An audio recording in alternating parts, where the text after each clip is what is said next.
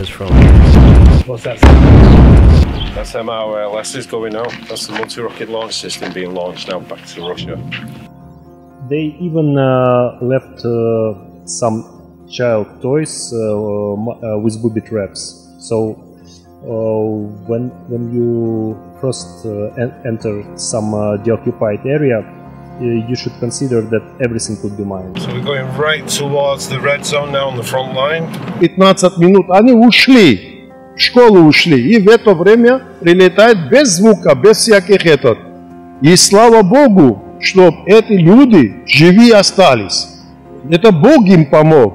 Бог как? Это справедливость, да? Бог справедливость, а справедливость в сторону Украины. So we are now entering a really dangerous area. We've just come under shelling. We've just been told by one of the locals to get out of the area. The front line and head back to the city of Mykolaiv, but that doesn't mean we are safe.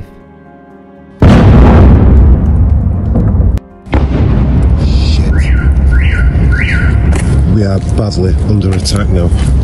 There's been shelling here for the last 20 minutes around the hotel. You're leaving now, you're fleeing now with your family. And you're afraid because you heard the bombs dropping. Boom, boom, boom. So you're leaving quickly. Okay. Yes. Okay. So we have decided to remain in Mykolaiv city. The population was some 500,000 before the war. Now it stands at some 250,000 as many flee the constant shelling. Today, however, we visit a family who have refused to leave. They have vacated their home and now live in a bunker below a garage for safety. I walked down to take a look. See the difficult conditions in which Ukrainian people have to live day to day in order to survive. Yura and Svetlana declined to talk on video. They are ready, however, if Russian forces one day storm into the port city. Like many in Mykolaiv, they are armed and ready to fight to the death. This is one of the many attacks by Moscow from the Black Sea on Odessa. 4 people were wounded here, including an elderly woman. Под кровать у нас железные кровати, мы прятались под кровать. Дом, окна повылетали. Окна, крыша, вот фронтон, двери, все полностью повылетало. Ну, слава Богу, что мы живы-здоровы. Самое главное. Every day in the city there are 2 to 3 funerals of soldiers slain in the war. Troops. Some people dying. We need to continue doing our effort so we can keep the military keep going and let's beat Putin at what I can only describe as a barbaric act.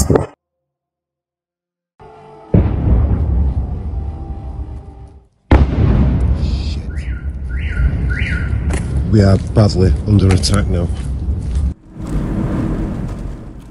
In the early hours, the city of Mykolaiv in the south of Ukraine was again bombarded by Russian shelling.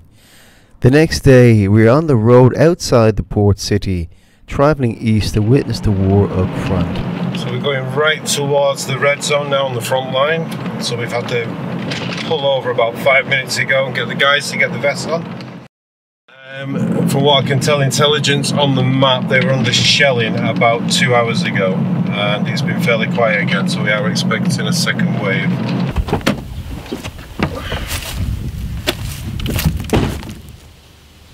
A house here has been bombed in a village the army has told us not to identify.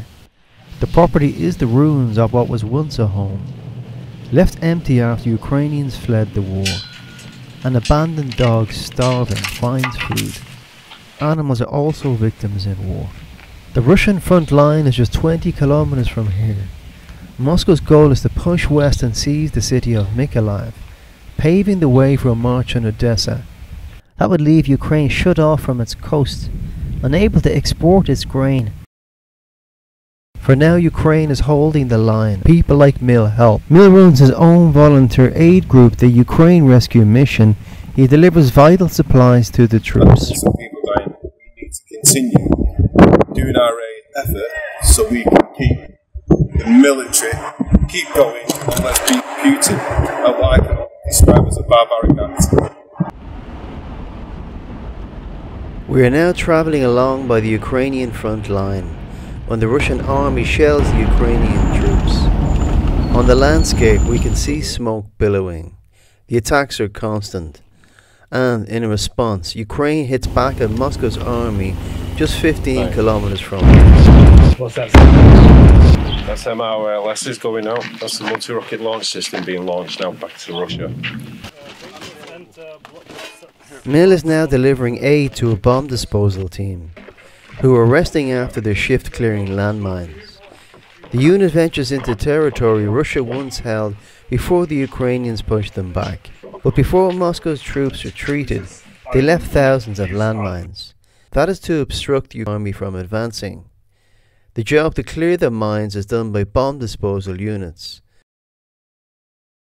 Well, yeah, there are plenty of mines left after Russian retreat, and we are trying to clear as much as we can. Well, our small unit, it's actually 12 people. We can clean something up to 10 or 20, up to 20 mines per week. For example, it could be lots of explosives left by retreating Russian forces.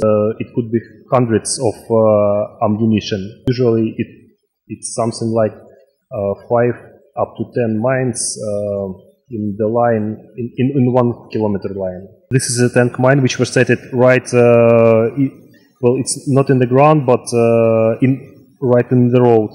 And this is TNT, part of the TNT, and detonating cable. So this is how we dispose the mines. The cable and a piece of TNT. And yeah, so it's like a controlled explosion. Also, Russians usually set up surprise mines under this stuff. So it's better not to remove it, but to dispose it with a controlled explosion. Yeah, to explode it. We work with our eyes. We need to observe by our eyes, and if we are searching for booby traps, well, we mostly use some kind of sticks. When you detect the landmine, how long does it take to explode it and safely remove it? It's like up to 1 hour if it's a small square. Is there any particular area that the Russians like to leave the landmines? Any particular like roads, junctions? Road, forest belts, well, everywhere. They even left some child toys with booby traps. So when you first enter some deoccupied area, you should consider that everything could be mined. The purpose of the child toy to think so that a Ukrainian soldier would see it and think it's harmless. Yeah. This is counted on be an absent-minded mistake. We should check such stuff too. Have many people died in this area from landmines exploding? Well, sorry, I have no such information. Well, of course, some people die. I've seen even some evidences how harvester machines exploded because of the tank mines. Okay, Ivan, tell me what you have here. It's actually this already disposed part of Russian anti-tank guided missile. So here we can see it's quite an old system, the lamp and the cable. So modern anti-tank systems use lasers for missile guidance, but this system actually uses this cable. So and all what's left from the missile. So this is not a modern piece of technology. This is old technology. Yeah, this is quite an old technology, right? Would you say it dates back to the Soviet Union times? Well, I don't want to misguide you here, but probably yes. You think much about getting killed in your work? I'm trying not to think about that, but I try to be ready for that.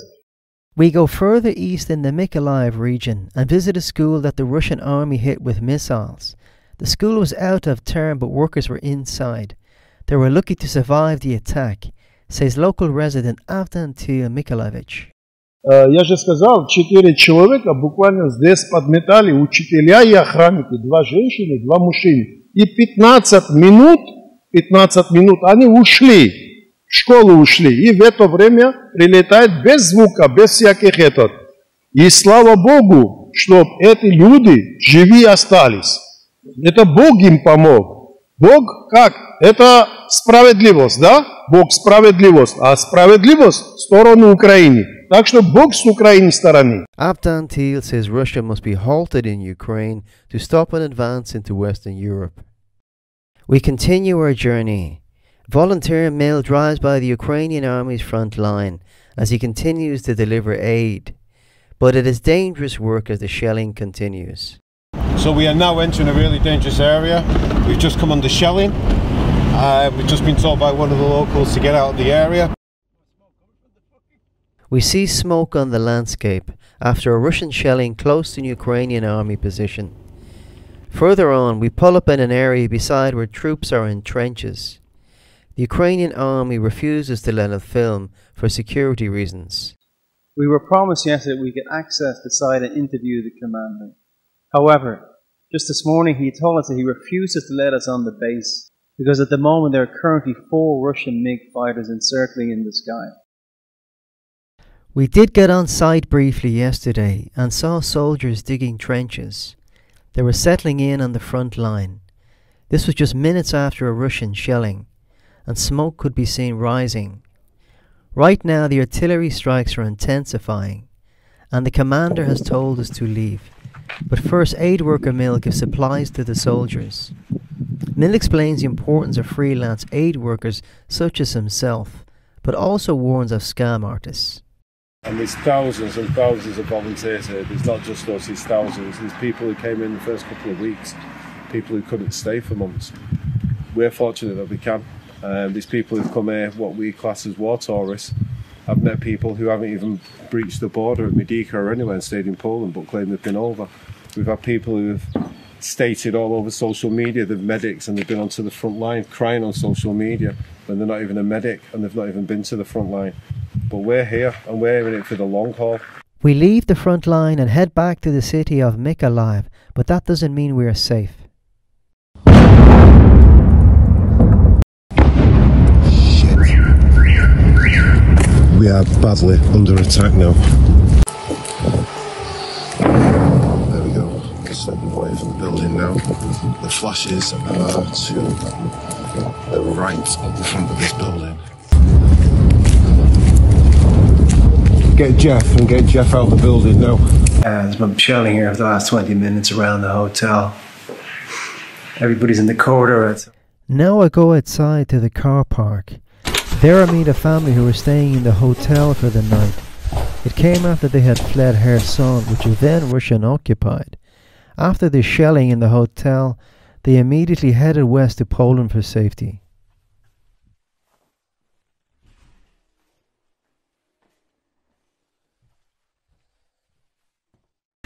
Live in Kherson, Ukraine. Уезжаем. Okay. Уезжаем. You're leaving now, you're fleeing now with your family. Да. And you're afraid because you heard the bombs dropping. Boom, boom, boom. Mm-hmm. You're leaving quickly. Mm-hmm. Okay, Да. okay. Yes, yes, yes. Okay, okay. Okay, wish you the best. Safe trip. Thank you, thank you. Bye bye. The next day we leave the hotel, and the damage of the Russian shelling has been laid bare. 2 universities were hit in an attack, which Moscow claimed was a strike on a military target. No deaths or injuries were reported in the buildings the local officials said were vacant. It came as Ukraine's armed forces in late October were pushing into Russian-occupied Kherson in the southeast. The Kyiv government has kept all media away in an information blackout, so we have decided to remain in Mykolaiv city. The population was some 500,000 before the war. Now it stands at some 250,000 as many flee the constant shelling. Today, however, we visit a family who have refused to leave. Ura Albashenko and his wife Svetlana and their daughters Elena 12, Christina 11. They have vacated their home and now live in a bunker below a garage for safety. I walk down to take a look. You see the difficult conditions in which Ukrainian people have to live day to day in order to survive. So here down below we have... Hello. Dobre. Dobre. Christina? Katya. Katya. Katya. And what's your name? Alina. Alina, Katja. Katya. Okay. And how's life here in the bunker? How's life here? Difficult? It's a hard life to live here, is it? No English? No. Difficult. So there's big mattresses here, there's teddy bears on my left. 2 kids are going up the wooden stairs behind me. So just to my right here is a single bed. I'm going into another room. It's behind me here if you can see it. There's there's one, two.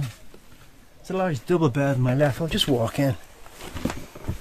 So the room is fortified. It's the walls are fortified with cardboard possibly. Just gonna tap this. Yeah, cardboard foam material which helps in the event of a missile strike. That's all in the background here. It's pretty hot and sweaty down here. They have a fan just below me to my left. There's teddy bears on the bed. Yura and Svetlana declined to talk on video. They are ready, however, if Russian forces one day storm into the port city. Like many in Mykolaiv, they are armed and ready to fight to the death. Later that day, we travelled 130 kilometers west to Odessa. Russia is desperate to seize the port city in a move that would leave Ukraine landlocked. Cut off from its ports with no means to export its hundreds of millions of tons of grain. Food that feeds the world and brings an important revenue to Ukraine. This part of Odessa is a beach resort area. In the past it was teeming with tourists. Many would go to bars and cafes and bathe in the Black Sea. Now both swimming and lying on the beach is forbidden due to landmines. The Ukrainian army placed the explosives here to prevent a Russian assault on the city via the Black Sea. Although Russia has failed to get boots on the ground in Odessa, it continues to terrorize the civilian population. This is one of the many attacks by Moscow from the Black Sea on Odessa. Tonight it fired 6 missiles on the city, Kyiv said. 2 missiles hit an area north of the center, and the next afternoon I visited the scene of the attack in the village of Dachny. 6 missiles were fired from the Russian naval in the Black Sea shortly after midnight last night. 4 people were wounded here, including an elderly woman. In a field that was struck by a missile, workers haul away electric pylons toppled in the strike. Russia claimed that it had hit 18 Ukrainian military facilities overnight, including 3 ammunition depots here in Dachny. But I could see no evidence of any weapons. The attack, however, did damage 2 school buildings and residential homes. One local woman, Valentina, tells of the damage to her home and the terror in the attack. Под кроватью железные кровати, прятались под кровать.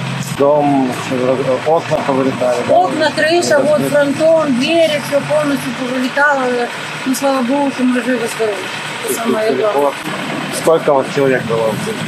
2 детей и моих взрослых. Это очень испугались. Ну, испугались, конечно, испугались. Дальше будете продолжать здесь жить, восстанавливать все, что есть? Ну, пока закроем все, что видно, и уедем отсюда пока, потому что... Valentina's home is damaged as well as her neighbour's house, where 14-year-old Andrew Shumko and his mother Helen Shumko live. They are devastated at the destruction, but said they were lucky to be in another property during the strike. Lviv in western Ukraine is more than 1,000 kilometers from the front lines in the south and the east. It is largely a safe haven. Despite that it seems normal, however, the scars of war here are all too real. Every day in the city there are 2 to 3 funerals of soldiers slain in the war. Today it is the funeral of Ihor Mihailyshin. The 26-year-old was a sergeant in the Azov battalion. Here his widow in the black dress blesses herself. As she walks into St. Peter and Paul Garrison Church, the priest blessed the coffin of Ihor, who died on March 20 in battle in Mariupol. Ihor's unit bravely defended the Azovstal steel plant before it fell into the hands of Russian invaders. That explains why Ihor's funeral happened only months after he died. Kyiv had to negotiate with Russia for the remains of those killed in the steel plant. Here, Ihor's widow says her final farewell, before the funeral cortege travels through the city and stops in the main square. Scores of people line the streets and pay their respect. Ihor is one of some 13,000 Ukrainian soldiers killed since Russia invaded Ukraine on February 24. That's according to figures from the government in Kyiv in December. This month, the war continues to rage as the people stand in silence at another tragic loss of life, with no sign that the end of the war is in sight.